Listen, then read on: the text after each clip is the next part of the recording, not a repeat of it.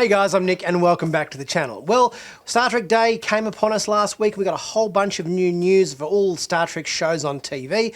I'd already done my breakdown and walkthrough of the Star Trek Picard Season 3 trailer. If you haven't had a look at that yet, click up here and you can take a look at that. But there's a whole bunch of other news. We've got some Strange New Worlds news. We've got some Discovery Season 5 news, some Lower Decks news and some Prodigy news as well for what we likely to expect in the new seasons of those shows. Apologise, it's taken me a few days to get around to doing this. I came down with a shocking cold over the course of the weekend and it was not good. So it's taken me a few days to get around to doing it. So stick with it and we'll get into our other Star Trek news from Star Trek Day.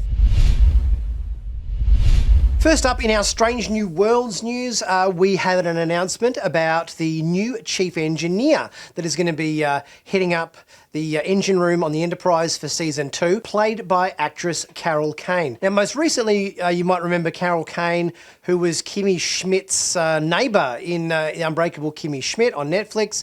And historically speaking, she's probably most well known for her role in that and also in Taxi. She was in Taxi, the sitcom back in the late 70s or early 80s. She's an absolute veteran comedy actress, very quirky character actor that's been around for years.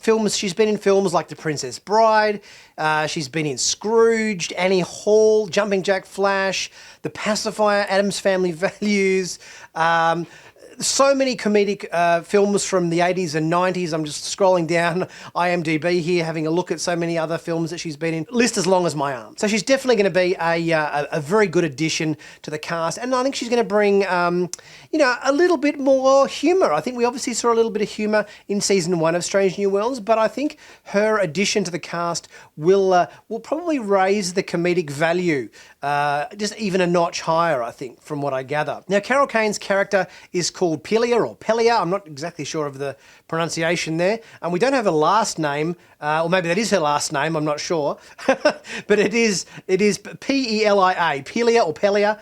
Your guess is as good as mine. And she is described as a highly educated and intelligent officer and someone who does not suffer fools well. She solves problems calmly and is a bit of a Starfleet veteran engineer. So it could be a very interesting personality type to bring to the crew of the Enterprise under Pike. We also got a bit of a clip showing Ortegas getting ready for an away mission. They're beaming down to a planet, Rigel 7. Which is the planet where Pike and his crew were attacked by the Kalar, the primitive warlike species, which apparently was just before the what happened in the cage. These guys were looked like very sort of barbarian-esque characters. They wore kind of furs and had very bad teeth. We saw Pike fighting one of these guys in the original Star Trek pilot. Yeah, whether there's some, similar combat, some similar animal skins and furs going on there, could be interesting to see on this away mission. But it appears that there's some, flying of the ship that kind of gets in the way, and even though she doesn't get to go on away missions too often because she's too busy flying the ship, it appears that Erica gets bumped from this away mission and doesn't get a chance to participate. So, I think she's dying to get on an away mission and she's stuck behind the steering wheel of the Enterprise. So we'll see what happens in this episode for Season 2. In our Discovery Season 5 news, we get an image to look at, which is Burnham looking very kind of Mad Max in this clip, riding a dirt bike or some sort of a quad bike kind of thing. We've got a whole plume of dust and everything being thrown out the back, wearing goggles there. We get a little bit of information about what the plot for Season 5 is going to be for Discovery. Definitely a bit of a kind of, Mad Maxy, or even the Enterprise crew members in Star Trek Nemesis tearing it up in quad bikes and buggies and stuff on dusty, dirty planets or whatever in Star Trek Nemesis. Maybe we're going to be getting something similar in Discovery Season 5. And we get a synopsis to tell us a bit about the plot for Season 5 and what it's going to be all about, which is in Season 5, Captain Burnham and the crew of the USS Discovery uncover a mystery that sends them on an epic adventure across the galaxy to find an ancient power whose very existence has been deliberately hidden for centuries. But there are others on the hunt as well, dangerous foes who are desperate to claim the prize for themselves and will stop at nothing to get it. So maybe we've got a little bit of Mad Max in there, maybe a little bit of Raiders of the Lost Ark, it sort of sounds like, perhaps a mix of the two. We know our 5th season of Discovery is going to be 10 episodes long, brought in line with all the other Star Trek shows that are 10 episodes long rather than the usual 13 episodes, which I think is probably a good thing. I think, you know, it keeps the story nice and tight because we know that our Discovery stories are serialised.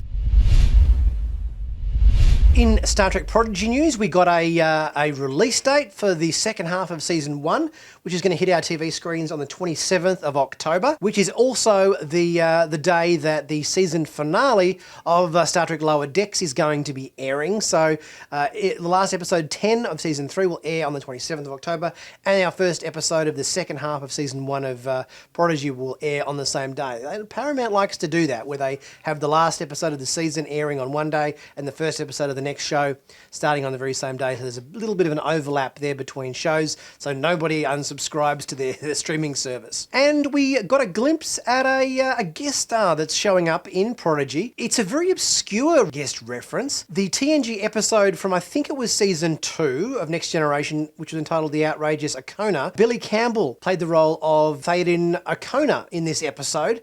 He was kind of a bit of like a pirate, bit of a Han Solo-y, bit of a swaggering, kind of smugglery, piratey kind of character in the second season of Next Generation. Billy Campbell, who played the role in that episode of Next Generation, is returning to do the voice of this character. That will be interesting to see. A little bit of odd news, because this isn't really one of those fan favourite characters. It's just sort of a character that rocked up in one episode of the show and we kind of never saw again.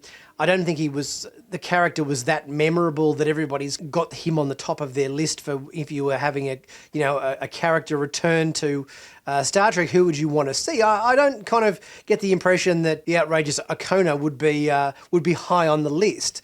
I think he'd be somewhere, middle of the range, perhaps. So any kind of little reference to a past episode is always fun to see. We also got to see a little bit more of Admiral Janeway on the USS Dauntless in pursuit of the Protostar. And it looks like Murph is undergoing some kind of metamorphosis. So does this mean that Morph's going to take a slightly different form in the second half of Season 1? Maybe he'll develop the ability to speak. Who knows? And it appears in Star Trek Lower Decks. We're going to be getting another one of these big kind of holodeck movie events. We had one of these in Season 1 where I think Mariner was kind of heading up this big, cinematic level holodeck episode that she'd loaded into the holodeck, which was the Season 1 episode Crisis Point. It was it was a big scale holodeck episode movie extravaganza. And it appears we're going to be getting something similar in this season of Lower Decks, where we see Boimler taking on the role of Captain Decker. I wonder whether any relation to Captain Decker that we saw as the first officer in Star Trek: The Motion Picture, and also the captain that kind of went a bit crazy. I think it was in the original series episode with the Doomsday Machine. It looks like it's a pretty epic holodeck program here. We've got Romulans attacking the Cerritos, being in a lot of trouble, with this Romulan attack, trying to steal this device, and we've got Boimler sweeping in as the captain of the USS Wayfarer, a Sovereign-class ship. It looks like it's going to be an exciting episode, so can't wait for that one. Well, lots of interesting news there, courtesy of Star Trek Days, announcements and everything. Guys, if you are interested in checking out one of my many t-shirt designs in the merch store, there's a free shipping sale on at the moment where you can pick yourself out a t-shirt or a hoodie or a mug or a cap or something and get it shipped out to you at no charge whatsoever. So take advantage of that sale while it's in the merch store. Click on the link in the description for that. Heaps of new designs. I think I've got about 50 new designs in the store there, so plenty to choose from.